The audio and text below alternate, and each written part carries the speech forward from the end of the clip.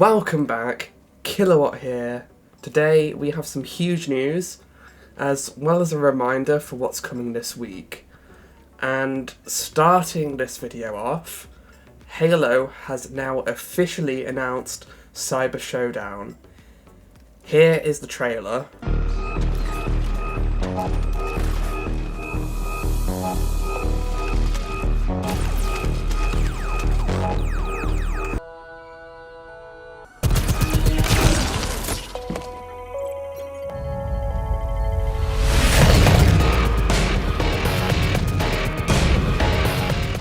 Looks pretty cool, right? We've got a whole arcade theme going for this event. Like, that's honestly pretty neat. And sure, like, it isn't, like, anything groundbreaking because we've kind of covered it, like, 2 times before. But here's just a reminder for all the rewards in the event. There's, like, about 10 tiers. And I'll put them up on screen for you now. They should already be up on the screen. And here are all the items which should be in the store during next week. Big Team Battle should also be receiving its fix midway through next week. So if you're a big fan of that mode, everything should be back to normal soon. And here is Brian Gerard's statement on it. The Big Team Battle hotfix has cleared test and is now going through Xbox certification. Barring any issues, we're targeting middle of next week for release. To help make up for the inconvenience, we'll be granting some XP boosts and challenge swaps to players. So this is basically a continuation of what we covered last week.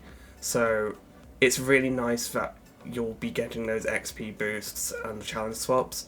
Like, you'll be getting them whether or not you've been playing Big Team Battle, so really the community overall wins in this case. 88% of you are not subscribed, so let's change that. If you enjoy the content, please hit that sub button down below, and also please hit that like button as well, as it would be most appreciated. Now, if you thought that Big Team Battle news was big, well, have I got another set of news for you. Now, here is the big story. Jerry Hook has posted responding to the backlash with the store pricings. This is what he has to say. We've been monitoring the discussions on the shop, bundles, and pricing closely since launch. Using data and community feedback, we're going to begin rolling out changes to how we package and price items in Halo Infinite. And it all starts next week. Starting Tuesday, the shop experience will vary week to week. We are focused on reducing pricing across the board, providing stronger values on our bundles, starting to put individual items outside of bundles, and more. We will be trying new things throughout the rest of the season so that we can continue to learn and improve our future. Please keep the feedback coming during this process, and I hope to see you all next week for the Cyber Showdown event. As you can tell, this is pretty big, as this has been one of the biggest problems in Infinite since the launch.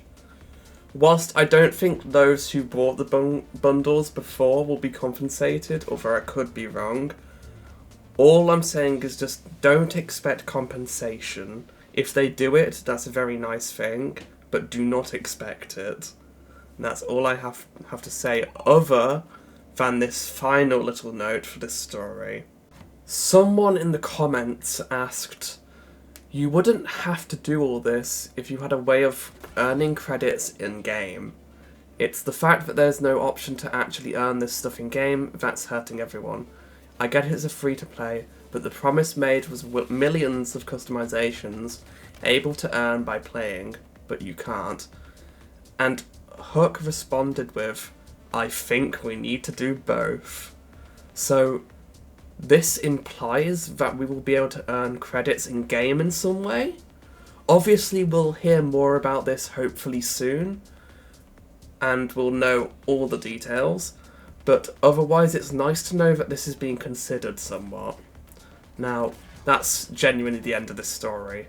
Lastly, I just wanted to show some of the leaked images of the unfinished multiplayer maps.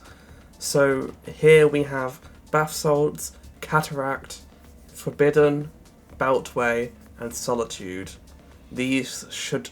I feel like at least probably 2 of these will probably be for Season 2, but obviously nothing's confirmed. So we'll have to wait and see until... We'll obviously see them down the line unless one of them gets scrapped. And if you're wondering why the images look like crap, M5TRX has some insight for this. This is called the blockout phase, which is an extremely important part of the early development phase where low poly assets are used to create the basic shape and design of the map. This is important as you can have a head of design look at the map and tell you what works and doesn't.